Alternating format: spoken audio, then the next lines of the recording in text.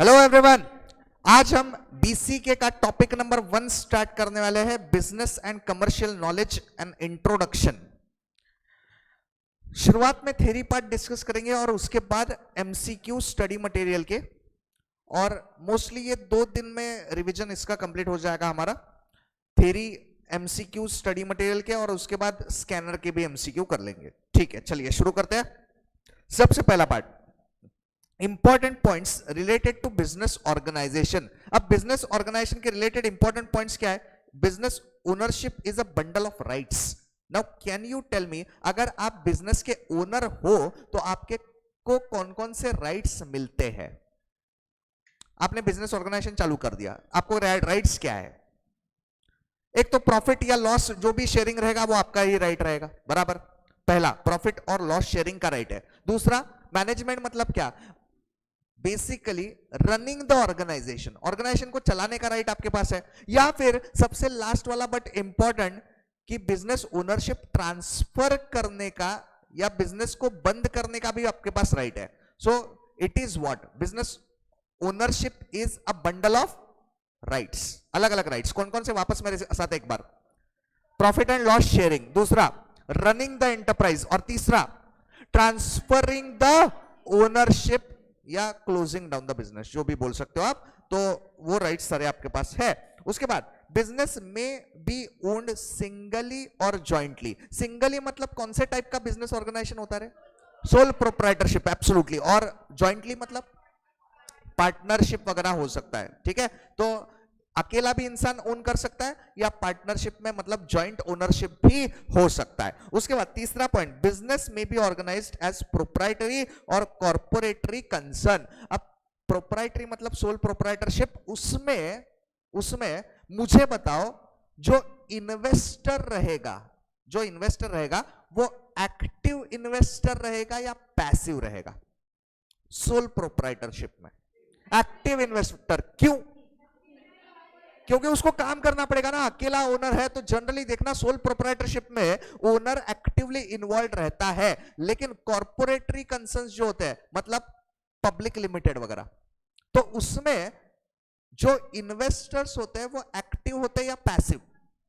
Passive हो सकते हैं। फॉर एग्जांपल, मैंने अगर टीसीएस कंपनी का शेयर्स ले लिए, तो मैं क्या एक्चुअली टीसीएस में काम जाके करने वाला हूं? क्या कुछ नहीं करने वाला हूं, मैं जस्ट एक पैसिव इन्वेस्टर हूं। तो उस केस में ऑन माय बिहाफ कौन काम करता है फिर? मैनेजमेंट, मतलब जो मैनेजर्स वगैरह अपॉइंटेड है, of course board of directors, managers वगैरह जो भी है, वो ऑन माय बिहाफ एक्चुअली काम करेंगे। तो in case of proprietorship, investor is active, while in case of corporate concern, तो उसमें पैसिव। इन्वेस्टर जो रहेंगे पैसिव रहेंगे, managers acts on behalf of investors. तो 3 मेन पॉइंट्स आ जाएंगे रिलेटेड टू बिजनेस ओनरशिप। उसके रिलेटेड 3 पॉइंट्स। पहला क्या है? Business ownership is bundle of rights. Bundle मतलब ग्रुप ऑफ राइट्स। क्या क्या राइट्स है?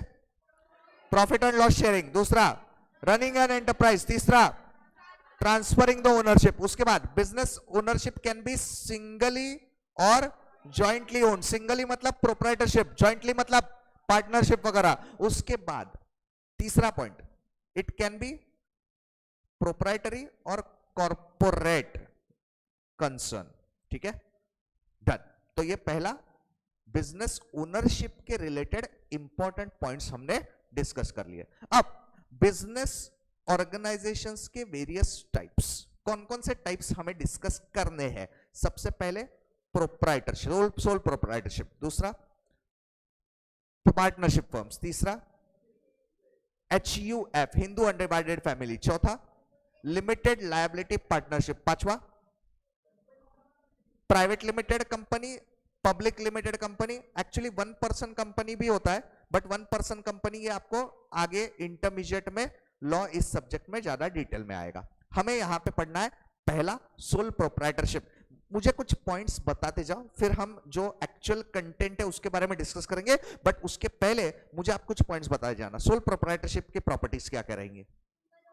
सिंगल ओनर रहेगा। ओके, सिंगल ओनर रहेगा तो उसमें किसी के साथ कॉन्ट्रैक्ट करने की अगर जरूरत है नहीं, पार्टनरशिप में कॉन्ट्रैक्ट करने की जरूरत पड़ेगी, यस पड़ेगी। तो यहां पे अकेला ओनर है, ठीक है। और बिल्कुल अनलिमिटेड लायबिलिटी, ये एक डीमेरिट है ऐसा बोल सकता हूं क्या मैं, ड्रॉबैक है अनलिमिटेड लायबिलिटी। अनलिमिटेड लायबिलिटी में क्या हो जाता है, पर्सनल एसेट्स कैप्चर कर लिए जाएंगे इन केस ऑफ इंसॉल्वेंसी, मतलब अगर कुछ लॉसेस वगैरह इतने हेवी हो जाते हैं उसके बाद जो ओनर है उसके पर्सनल एसेट्स कैप्चर कर लिए जाएंगे, ठीक है। उसके बाद डिसीजन मेकिंग राइट सिर्फ अकेले के पास रहेगा, ओके। और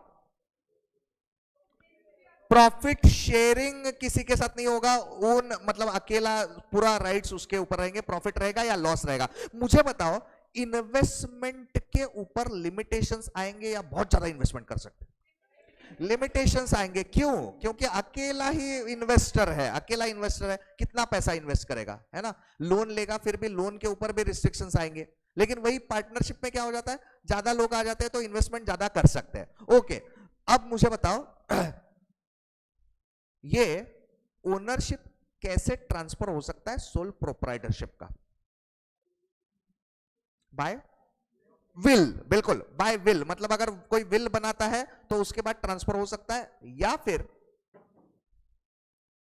या फिर उसकी डेथ अगर हो जाती है तो उसके लीगल हायर्स जो है उनको मिल सकता है, ठीक है। तो ये कुछ पॉइंट्स हमने डिस्कस कर लिए किसके बारे में, सोल प्रोप्राइटरशिप के। अब एक्चुअल कंटेंट क्या क्या है देखते हैं।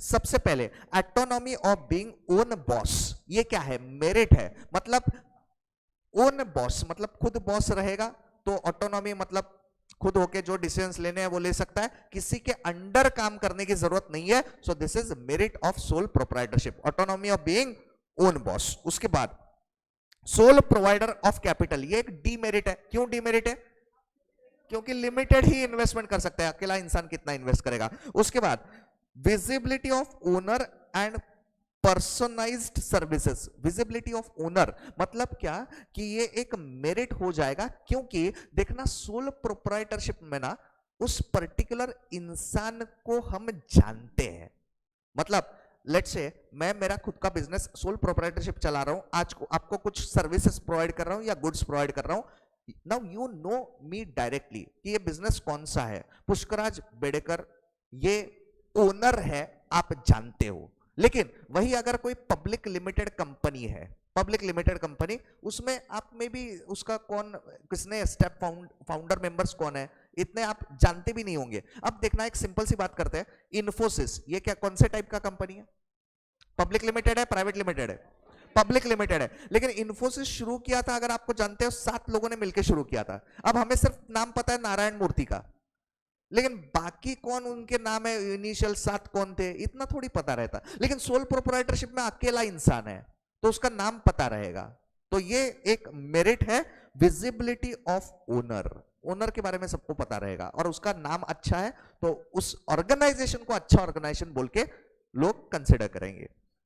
उसके बाद सोल बेरर ऑफ रिस्क, ये क्या है, डीमेरिट है, उसको सारा रिस्क खुद को ही उठाना पड़ेगा। उसके बाद अनलिमिटेड लायबिलिटी, ये भी ऑफ कोर्स क्या है, डीमेरिट है, उसके पर्सनल एसेट्स कैप्चर कर लिए जाएंगे अगर इंसॉल्वेंसी हो जाती है। Fate of as going concern, ये गोइंग कंसर्न बोल के चलेगा ऑर्गेनाइजेशन या नहीं चलेगा, नहीं चलेगा, क्योंकि after the death of that particular sole proprietor वो ऑर्गेनाइजेशन गोइंग कंसर्न नहीं रहेगा, बिकॉज वो ऑर्गेनाइजेशन चलेगा या नहीं चलेगा ये टोटली डिपेंड करता है उसके लीगल हायर्स क्या करेंगे, उनकी इच्छा है या नहीं है चलाने की। लेकिन अब इन्फोसिस, नारायण मूर्ति रिटायर हो जाता है, बस कर लिया उसने, इन्फोसिस बंद हो जाएगा क्या, नहीं, बहुत सारे शेयर होल्डर्स है, बहुत सारे ओनर्स है उसके, है ना, तो उसमें चलता रहेगा वो। और last one succession of ownership, कैसे, जैसे हमने डिस्कस किया, क्या बाय विल या फिर application of fact of inheritance, मतलब जो उसका लीगल हायर्स है उनको ऑटोमेटिकली उसका ओनरशिप ट्रांसफर हो जाएगा। So all these are properties related to sole proprietorship. Now the second one, partnership form. चलिए बताइए, पहली चीज पार्टनरशिप एस्टैब्लिश कैसे हो जाएगी, कॉन्ट्रैक्ट करना पड़ेगा या एग्रीमेंट के जरिए पार्टनर्स के बीच में। पार्टनर्स जो इन्वॉल्व रहेंगे वो एक दूसरे के रिलेटिव होना जरूरी है या नहीं है, नहीं है, कोई भी पार्टनरशिप कर सकता है ना, 2 चीजें हो गई। उसके बाद लायबिलिटी लिमिटेड रहेगा या अनलिमिटेड, अनलिमिटेड लायबिलिटी रहेगा, अनलिमिटेड लायबिलिटी, बिल्कुल। उसके बाद मुझे बताओ पार्टनर्स के ऊपर नंबर्स, जो नंबर ऑफ पार्टनर्स जो है उसके ऊपर कोई रिस्ट्रिक्शन है क्या? क्या रिस्ट्रिक्शन है? मैक्स कितना? मैक्सिमम नॉन बैंकिंग के लिए कितना? नॉन बैंकिंग के लिए कितना मैक्सिमम? 20 और बैंकिंग के लिए 10। याद रखना, हाँ बैंकिंग के लिए 10 है मैक्सिमम नंबर ऑफ पार्टनर्स और नॉन बैंकिंग के लिए 20। याद रखना, very very important, very very important, ठीक है, ओके। उसके बाद पार्टनरशिप एंड कर सकते हैं, कैसे करेंगे? अगर कोई एक पर्टिकुलर पार्टनर नोटिस दे देता है कि अब मुझे पार्टनरशिप में नहीं रहना है, then partnership can be ended, ठीक है। देखते हैं आप पहला पॉइंट, एग्रीमेंट। ये एग्रीमेंट ये अच्छी बात है या नहीं बात है? अच्छी बात है। क्यों? क्योंकि नॉट नेसेसरी कि कोई रिलेटिव ही होना चाहिए, मैं किसी के साथ भी पार्टनरशिप कर सकता हूं, so that is the merit agreement के जरिए। उसके बाद टू और मोर पर्संस, मेरिट है या डीमेरिट है? देखो क्या हो जाएगा, मेरिट इसलिए है क्योंकि दो या दो से ज्यादा लोग जैसे इन्वॉल्व हो जाते हैं वैसा इन्वेस्टमेंट भी ज्यादा बढ़ा सकते हैं हम, राइट? तो ये एक फायदा है। लेकिन डीमेरिट मतलब नंबर ऑफ पार्टनर्स के ऊपर रिस्ट्रिक्शंस है मैक्सिमम। तो जो हमने डिस्कस किया, there is cap, that is restriction on number of partners, maximum 10 for banking and 20 for other businesses. उसके बाद प्रॉफिट शेयरिंग, ये मेरिट इसलिए बोला गया है, मतलब एक्चुअली प्रॉफिट शेयरिंग ये मेरिट नहीं हो सकता, किसी के साथ प्रॉफिट शेयर करना कोई नहीं चाहेगा, बट मेरिट इस सेंस में दिया हुआ है कि वो रिस्क भी शेयर हो जाता है या लॉसेस भी शेयर हो जाते हैं, तो इसके वजह से वो मेरिट बोला है। बट एक्चुअली प्रॉफिट शेयरिंग करना ये मेरिट नहीं हो सकता, बट यस लॉस शेयरिंग करना या रिस्क शेयर करना दैट इज मेरिट। उसके बाद business objective is quite wide, क्योंकि ट्रेड भी कर सकते हैं, ऑक्यूपेशन और प्रोफेशन किसी में भी आप पार्टनरशिप कर सकते हो। कौन से केस में पार्टनरशिप नहीं कर सकते रे? लेकिन सोशल अगर सर्विसेज हम प्रोवाइड करते हैं तो उसमें पार्टनरशिप एज सच नहीं होता, ठीक है। उसके बाद unlimited liability discussed already. Fate as going concern, ये क्या है? डीमेरिट है। क्यों? क्योंकि one of the partner can serve the notice of severance, मतलब पार्टनरशिप को एंड करना है, ऐसा कोई भी एक नोटिस दे सकता है और फिर पार्टनरशिप खत्म हो जाएगा। तो गोइंग कंसर्न है क्या? नहीं है। उसके बाद म्यूचुअल एजेंसी, अब ये मेरिट भी है डीमेरिट भी है। क्यों? उसका रीजन देखना, all partners works for common interest. Of course हम पार्टनरशिप उसी के साथ करेंगे जो हमारा साथ कॉमन इंटरेस्ट शेयर करता है, तो मतलब सब लोग मिलके एक कॉमन गोल अचीव करने के लिए काम करेंगे। लेकिन डीमेरिट क्यों है? One partners misdeeds impact on all the partners, कोई एक उसमें से पार्टनर गलत काम करता है तो उसका इंपैक्ट सबके ऊपर हो जाएगा, so that is also demerit. तो ये हो गया पार्टनरशिप के बारे में। अभी तक क्या क्या डिस्कस किया बताओ? सबसे पहले क्या डिस्कस किया? बिजनेस ओनरशिप के रिलेटेड इंपॉर्टेंट पॉइंट्स, 3 पॉइंट्स बता देना फटाफट। बंडल ऑफ राइट्स, दूसरा सिंगली और जॉइंटली, थर्ड प्रोप्राइटरी कंसर्न और कॉर्पोरेट कंसर्न, बिल्कुल। उसके बाद सोल प्रोप्राइटरशिप बताओ फटाफट, single ownership, unlimited liability, capital investment के ऊपर restrictions, autonomy of own boss है, रिस्क पूरा ओनर का रहेगा, अनलिमिटेड लायबिलिटी उसमें कवर हो ही जाएगा, गोइंग कंसर्न नहीं रहेगा, डिपेंड करता है willingness on the legal heirs, और ओनरशिप ट्रांसफर बाय विल और इनहेरिटेंस, फैक्ट ऑफ इनहेरिटेंस के जरिए। उसके बाद प्रोप्राइटरशिप, सॉरी पार्टनरशिप, एग्रीमेंट, उसके वजह से क्या हो जाता है, जो रिलेटिव्स नहीं है वो भी पार्टनरशिप में इन्वॉल्व हो सकते हैं। दूसरा, 2 और मोर पर्संस इन्वॉल्व हो सकते हैं, लेकिन उसमें मैक्सिमम नंबर के ऊपर रिस्ट्रिक्शन है। बैंकिंग बिजनेस में 10, नॉन बैंकिंग 20 मैक्सिमम, ओके। तीसरा पॉइंट, प्रॉफिट शेयरिंग हो जाता है लेकिन उसके साथ रिस्क या लॉसेस का भी शेयरिंग हो जाता है। उसके बाद unlimited liability of course. Then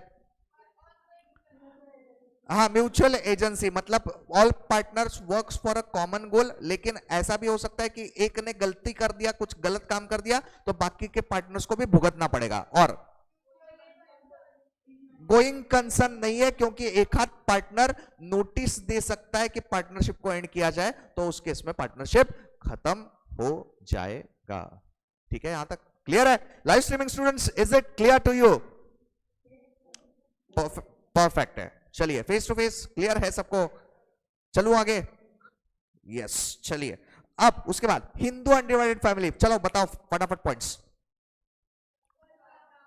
कर्ता, कर्ता ये हेड ऑफ द फैमिली, ये करता रहेगा, मतलब बेसिकली जो कि बिजनेस को, एचयूएफ को चलाएगा, राइट? उसके बाद हिंदू अनडिवाइडेड फैमिली में कौन कौन आता है, कौन नहीं आता है?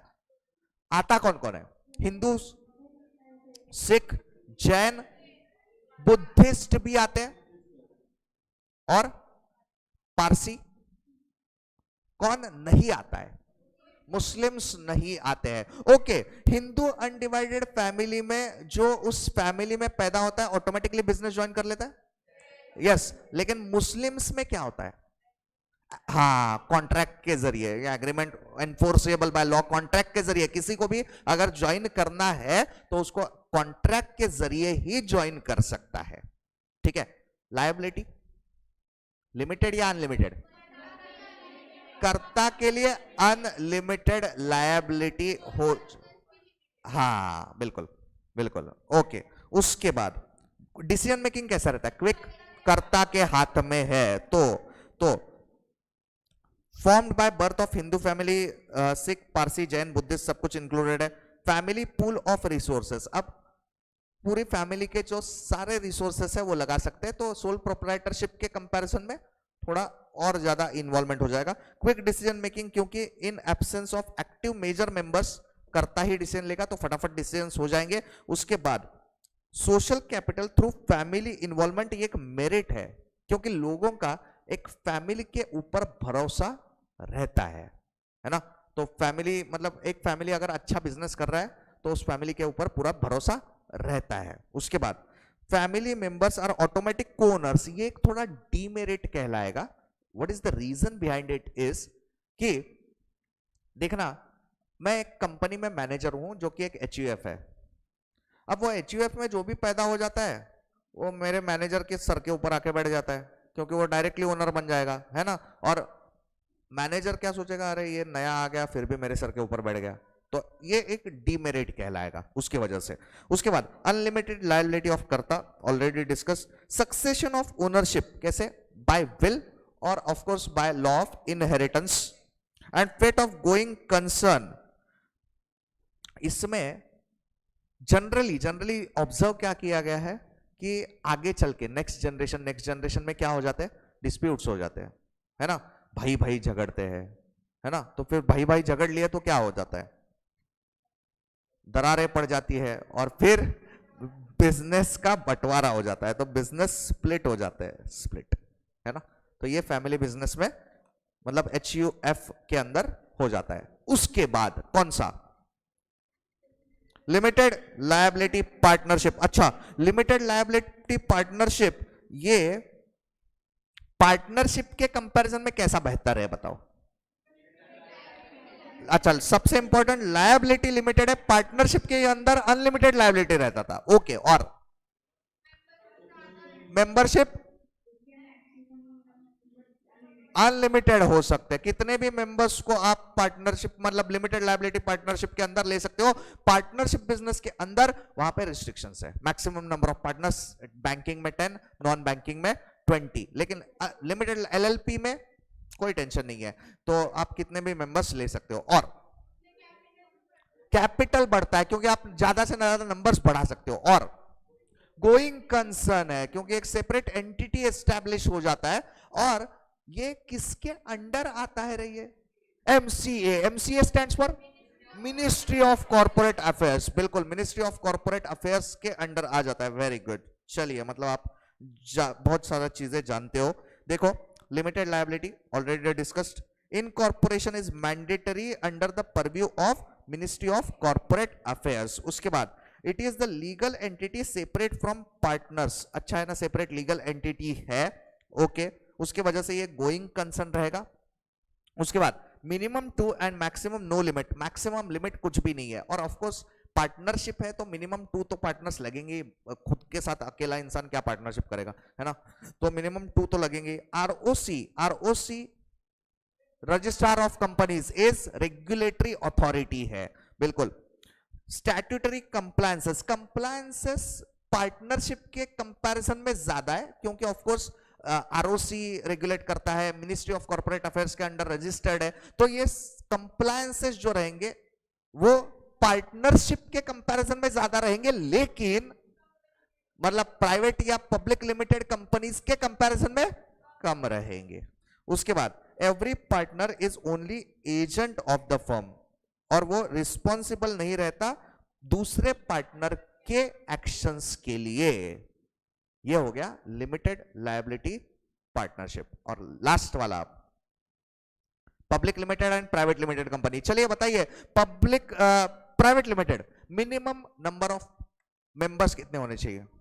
2, okay, and maximum 200, minimum 2 maximum 200। Public limited में मिनिमम 7, मैक्सिमम नो लिमिट, मतलब अनलिमिटेड, कितने भी मेंबर्स या शेयर होल्डर्स हो सकते हैं। मुझे बताओ, प्राइवेट लिमिटेड कंपनी के शेयर्स मार्केट में ट्रेडेबल होते हैं क्या? नहीं होते। पब्लिक लिमिटेड के मार्केट में ट्रेडेबल होते हैं। मिनिमम नंबर ऑफ ये डायरेक्टर्स कितने होने चाहिए? 2 इन केस ऑफ प्राइवेट, और पब्लिक लिमिटेड में 3। कंप्लायंसेस कहां पे ज्यादा है? पब्लिक लिमिटेड में ज्यादा है, वहां पे कुछ कमिटीज वगैरह भी बनानी पड़ती है, जैसे कि कॉर्पोरेट सोशल रिस्पॉन्सिबिलिटी वाली कमिटीज पब्लिक लिमिटेड में बनानी पड़ेंगी, वैसे प्राइवेट लिमिटेड में बनाने की जरूरत नहीं है। हो गया, रिस्ट्रिक्शन ऑन ट्रांसफर है। और एक पॉइंट, प्राइवेट लिमिटेड में जैसे ही कंपनी इनकॉर्पोरेट होती है तुरंत आप आपकी एक्टिविटीज चालू कर सकते हो, लेकिन पब्लिक लिमिटेड में और एक चीज लगती है, क्या?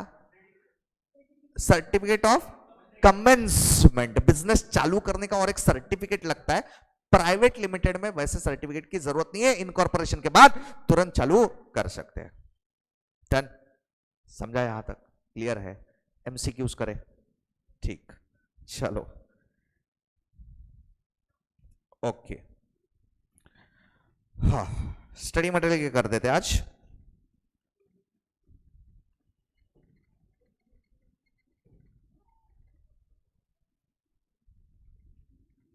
हाँ, ये बताइए, question number 8, which of the following statement describes best joint Hindu और Hindu undivided family business?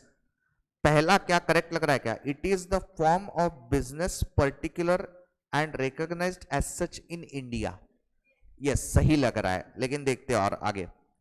Every family business is in fact HUF business? नहीं नहीं, जरूरी नहीं है ऐसा, नहीं नहीं नहीं। In HUF there is family involvement, ये भी सही लग रहा है। मतलब एक्चुअली इधर ए और सी की जगह पे ए एंड सी चाहिए, थोड़ा अच्छा लगेगा। ए भी करेक्ट है, सी भी करेक्ट है, तो ये आंसर थोड़ा प्रिसाइज होना चाहिए, ठीक है, व्हाटएवर। चलो आगे, तो ऑप्शन डी आ गया 8 का। उसके बाद रुको, ये नहीं हुआ है हमारा अभी तक। हाँ, 11, Indian companies act provides registration of, private होता है, पब्लिक होता है, 1 पर्सन कंपनी होता है, all of the above. 1 person आगे चल के इंटर में पढ़ोगे आप, ठीक है, okay. Find out incorrect statement, 12 number का इनकरेक्ट स्टेटमेंट क्या है? Sole proprietor is business unit having unlimited liability. ये करेक्ट है, हमें इनकरेक्ट पूछा है। लिमिटेड लायबिलिटी पार्टनरशिप फॉर्म में बी कंस्टिट्यूटेड, ये भी सही लग रहा है, ये भी करेक्ट है। HUF may be formed by group of people who do not belong to family। अच्छा, ये इनकरेक्ट है, गलत है, ये गलत है, तो ऑप्शन सी को टिक करना है क्योंकि इनकरेक्ट पूछा है। चौथा, Hindu includes Buddhist, Jain, Sikh families, correct है ये, तो ऑप्शन सी। उसके बाद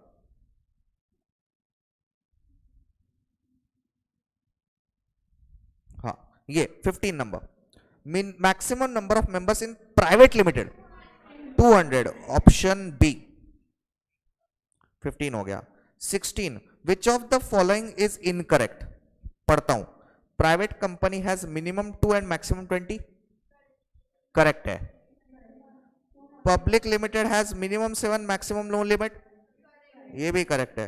private company shares are freely tradable, no ये गलत है, इनकरेक्ट ही पूछा है तो ऑप्शन सी आएगा। हाँ, और चौथा क्या है, companies act provides that there may be constitution of 1% company, ये सही है। हाँ, उसके बाद which of the following is incorrect in reference to partnership. Contractual ownership of business, सही है, कॉन्ट्रैक्ट तो करना पड़ेगा। Liability of partner is limited to the extent of one share capital, गलत, तो इनकरेक्ट, इनकरेक्ट पूछा है तो ऑप्शन बी आ जाएगा, ठीक है। उसके बाद 18, अ पार्टनरशिप में be form to carry on any trade, yes, occupation, profession, ये भी कर सकते हैं। सोशल एंटरप्राइज के लिए और अच्छा पूछा क्या है, ऑड वन आउट पूछा है, हाँ, तो बाकी के लिए कर सकते हैं, सोशल एंटरप्राइज के लिए नहीं है। हाँ, तो इसके लिए ऑड मैन आउट हो गया, ऑप्शन डी सोशल एंटरप्राइज।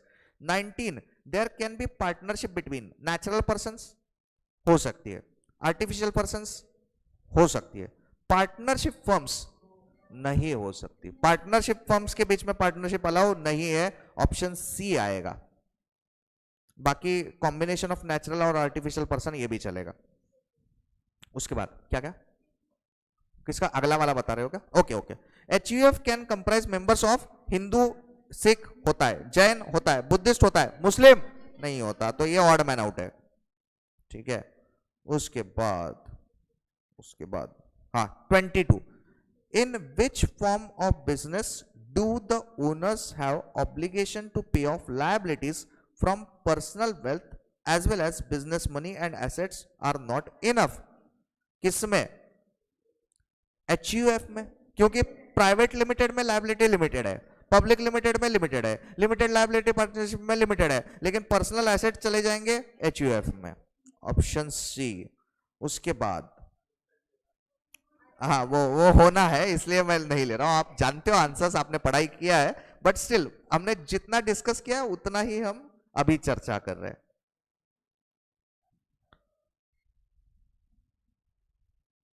हाँ 25, which apex body of regulation oversees governance of LLP, Ministry of Corporate Affairs, option C, yes option C.